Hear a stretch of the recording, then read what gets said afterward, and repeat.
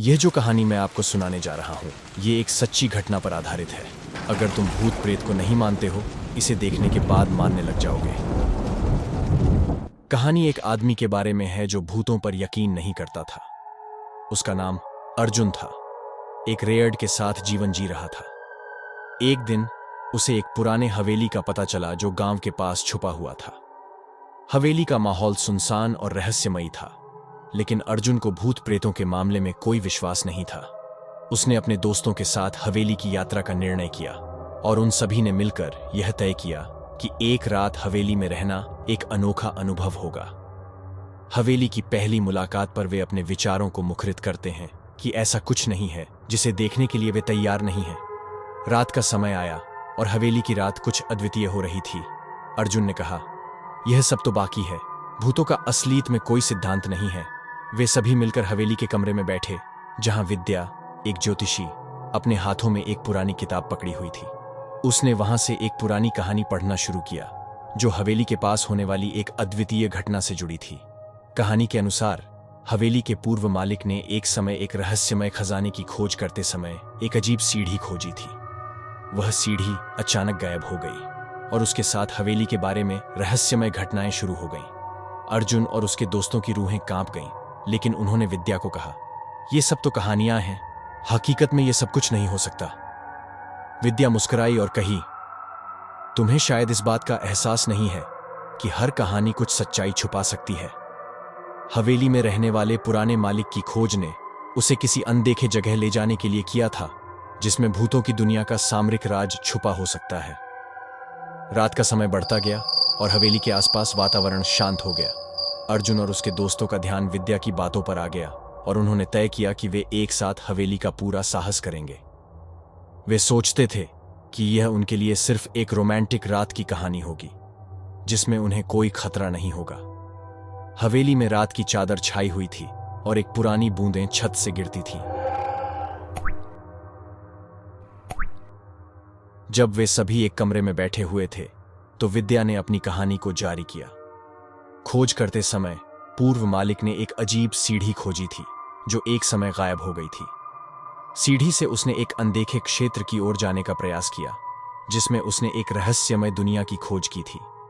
वहां उसने भूतों की एक अलग दुनिया देखी, जो इंसानी दृष्टि से अदृश्य थी। हवेली की रात कुछ अजीब घटनाएं शुरू हो गई थीं। उन्होंने अलग अलग कमरों से बिजली की तरह चमकते हुए आलोकित आभूषण देखे और सुने। वे लगातार कुछ दिनों तक इस रहस्यमयी अलौकिक दुनिया की पूर्व स्थिति का पता करने का प्रयास करते रहे। एक रात जब अर्जुन और उसके दोस्त हवेली के कमरे में सो रहे थे, एक अजीब सा ध्वनि सुनाई देने लगा। उन्होंने विद्या से पूछा, क्या यह भूतों की बातें हैं? विद्या ने गहराई से सांस ली और कहा, इसमें कुछ अजीब बातें हो रही हैं। यह कोई भूत नहीं, बल्कि यह हवेली की दीवारों में छुपा रहस्य है। वे सभी ने ध्यान से सुना और वास्तव में वे अजीब ध्वनियों का सामना कर रहे थे। एक अदृश्य शक्ति ने हवेली को एक और दिशा में बदल दिया था, जिससे सभी कमरे अब एक नए राजा के दरबार की तरह थे। विद्या ने कहा, यह वही दुनिया है जिसकी कहानी मैंने तुम्हें सुनाई थी। यह सब कुछ अब सच हो रहा है और हम एक अजीब समय यात्रा का हिस्सा बन चुके हैं। अर्जुन और उसके दोस्त थोड़ी हैरानी में थे, लेकिन उन्होंने भी विद्या के साथ इस अनूठे सफर को जारी रखा। हवेली के अंदर वे एक रहस्यमय दुनिया में चले गए, जो उनकी स्वप्नमय दुनिया से भिन्न थी। रंगीन परिसर, चमकते हुए आभूषण और भूतों की एक अनूठी सभा। सभी इस नए राजा के सामने झुके हुए थे। एक विशेष भूत, जिसने अपने सिर पर विशाल मुकुट पहना हुआ था, अर्जुन के पास आया और बोला, तुम सचमुच में यहां आए हो या तुम्हारी दुनिया सिर्फ एक सपना है?